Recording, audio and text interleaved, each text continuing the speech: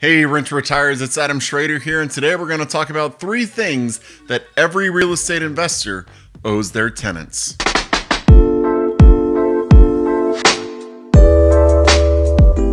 Alright, before we get started, I want to remind everybody, please subscribe to our YouTube channel, click the notifications bell, get alerted to all the videos we're putting out trying to make you the best real estate investor you can possibly be. At the end of the video, if it's been helpful, please click the like button.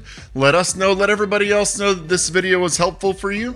And as always, if you have any questions or any other topics you'd like us to cover, enter them in the comments below and we will get to it as soon as possible. So let's get to it. I said at the beginning that there are 3 things that every real estate investor owes their tenants. Let's go through them.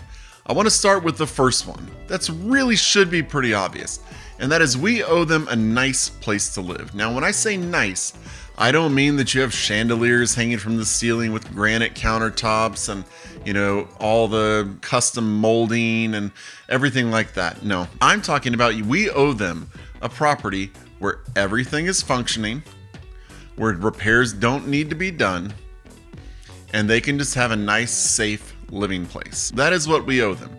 That is our business. Our business is real estate. The tenants are our customers, and we owe our customers in business things. And obviously, the customer owes the business things as well. But today we're focusing on what we owe our customers. And the tenants, as customers, deserve a place to live that is kept up, that has all the functioning things, and just somewhere that you would want to live if you were in their situation. Now, let's be honest. The homes we're buying are not the properties that you and I are going to be living in most likely.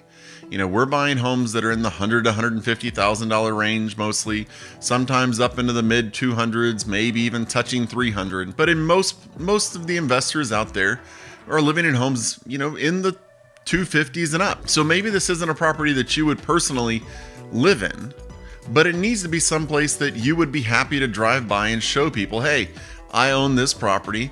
I keep it up so this tenant can live there. We owe them that as the owner of the property. The other thing that we owe them is prompt communication. Now, this can take 2 different ways. This is one of the reasons why when we vet our property managers, one of the most important things is quick communication.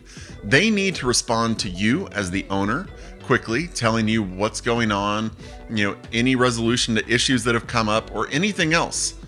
But they also need to be prompt to the tenant for multiple reasons. But one of them is just when something goes wrong, the tenant needs to know that it's being dealt with. If they're just being ignored, then that's a problem.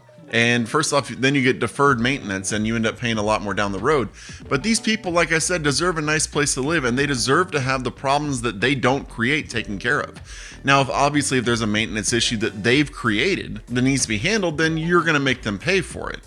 But when it happens, whether or not they caused it, action needs to be taken. If you're self-managing, that means that when you get that call, text, or email saying, hey, this happened at the property, then you need to at least respond quickly, saying, I understand, I've reached out to so-and-so, I've reached out to the plumber, they're going to contact you and find a time to come over soon. You need to at least just let them know it is being handled, I got your message, don't worry about it, all right?